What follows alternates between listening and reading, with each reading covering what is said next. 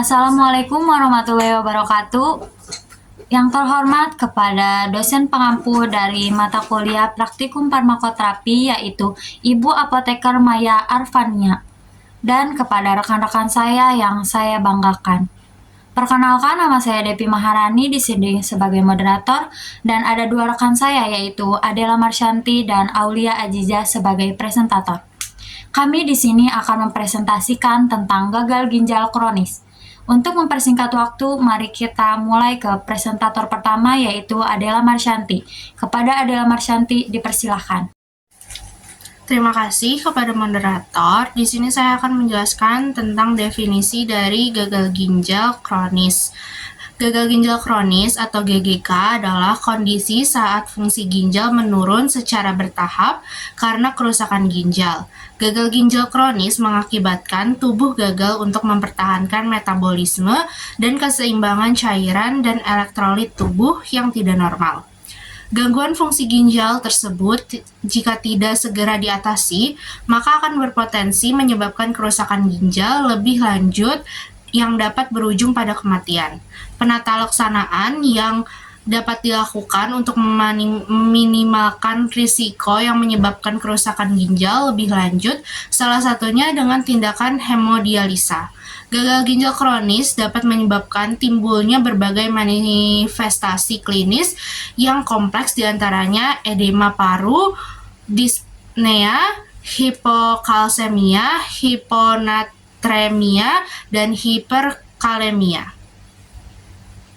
Selanjutnya, di sini saya akan menjelaskan tentang penyebab dari gagal ginjal kronis.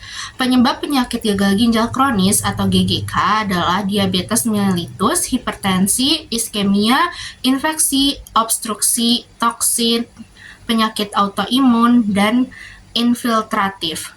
Penyakit gagal ginjal kronis yang progresif dapat menimbulkan beberapa komplikasi dengan prevalensi dan intensitas yang lebih tinggi pada fungsi ginjal yang lebih rendah. Komplikasi yang dapat terjadi adalah penyakit kardiovaskular, hipertensi, anemia, kelainan tulang mineral, gangguan elektrolit, diabetes mellitus, dan asidosis metabolik.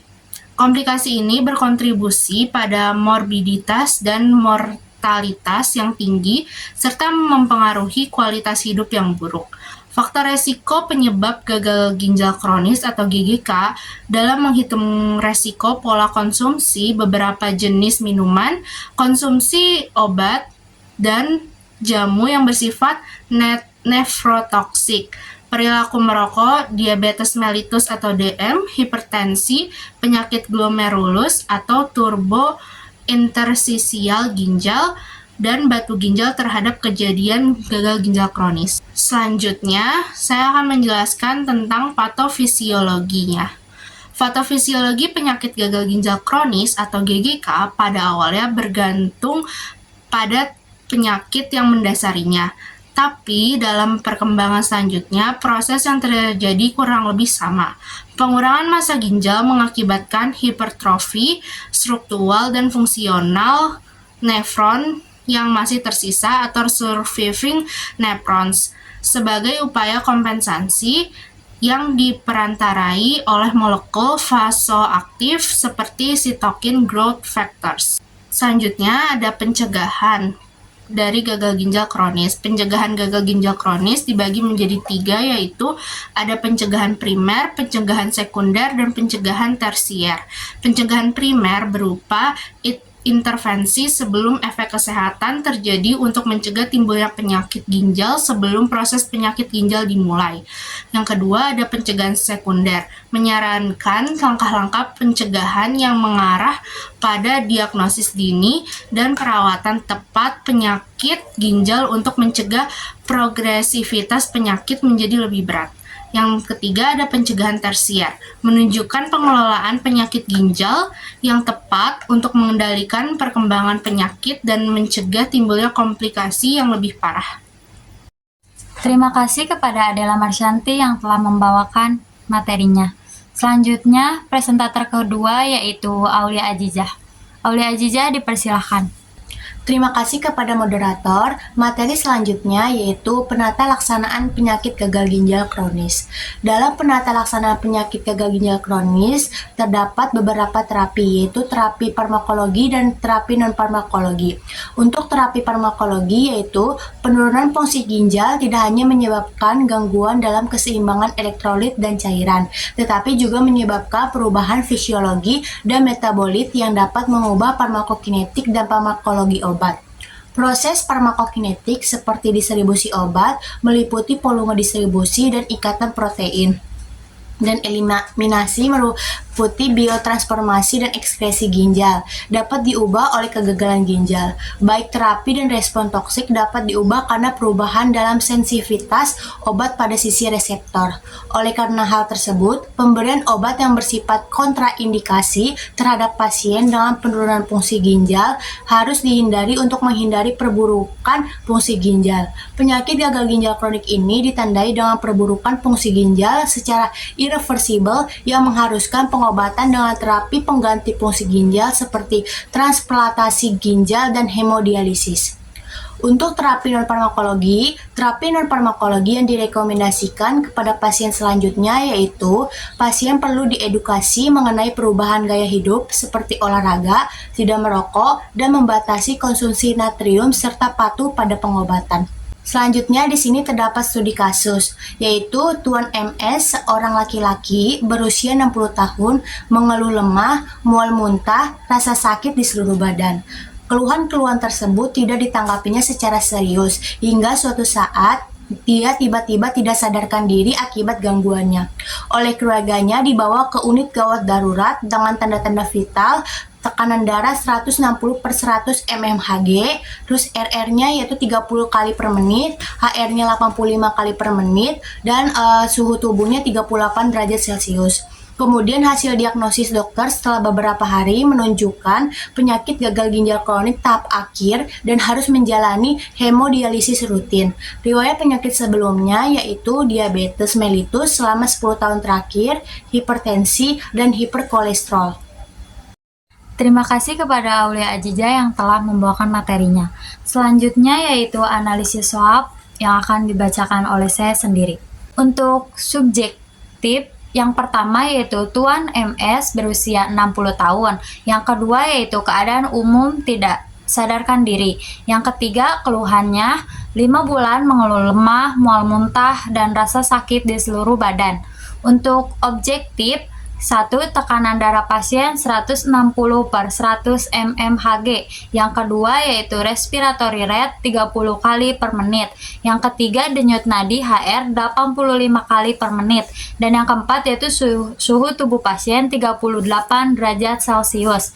Untuk assessment, pasien menderita gagal ginjal kronis tahap akhir yang ditandai sering mengalami demam, mual muntah, dan rasa sakit di seluruh badan. Pasien juga memiliki riwayat penyakit diabetes mellitus selama 10 tahun terakhir, hipertensi, dan hiperkolesterol. Untuk plan, 1. Mencatat respon fisik, emosi, sosial, dan spiritual. Yang kedua, insulin 3x4 sebagai obat DM. Yang ketiga yaitu metformin 3 kali 500 mg sebagai obat DM. Yang keempat amlodipin 1 kali 5 mg sebagai obat hipertensi. Yang kelima yaitu furosemid 2 kali 40 mg obat hipertensi. Yang keenam yaitu fenopibrat 1 kali 100 mg sebagai obat kolesterol. Yang ketujuh yaitu Kalitek kalsium polistirena sulfonat 3 kali 15 gram. Yang kedelapan yaitu CaCO3 3 kali 500 mg. Selanjutnya yaitu monitoring. Hasil terapeutik yang ingin dicapai dalam pengobatan gagal ginjal kronis adalah menurunkan angka kesakitan dan kematian melalui tindakan terakhir yang mungkin dilakukan untuk mengurangi frekuensi kekambuhan gejala gagal ginjal kronis. Pasien harus selalu memperhatikan perubahan kondisi untuk mengatasi gejala penyakit yang timbul. merubah pola gaya hidup yang sehat seperti berolahraga, serta taat dalam pengobatan untuk mengurangi resiko gagal ginjal yang timbul serta penyakit komplikasi lain. Selanjutnya yaitu kesimpulan.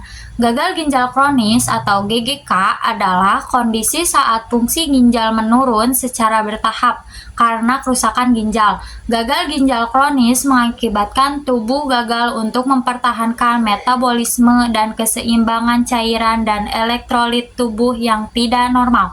Penyebab GGK ialah diabetes mellitus, hipertensi, iskemia, infeksi, toksin, penyakit autoimun, dan infiltratif. Penyakit gagal ginjal kronis yang progresif dapat menimbulkan beberapa komplikasi dengan prevalensi dan intensitas yang lebih tinggi pada fungsi ginjal yang lebih rendah, sehingga diperlukan penata laksana untuk penyakit gagal ginjal kronis, yaitu dengan dilakukan terapi farmakologi dan non-farmakologi. Untuk terapi farmakologi diberikan beberapa obat yang sesuai dengan kondisi pasien. Sedangkan untuk terapi non-farmakologi dilakukan perubahan gaya hidup seperti olahraga, tidak merokok, dan membatasi konsumsi natrium serta patuh pada pengobatan. Sekian presentasi dari kelompok 8, kurang lebihnya mohon dimaafkan. Terima kasih. Wassalamualaikum warahmatullahi wabarakatuh.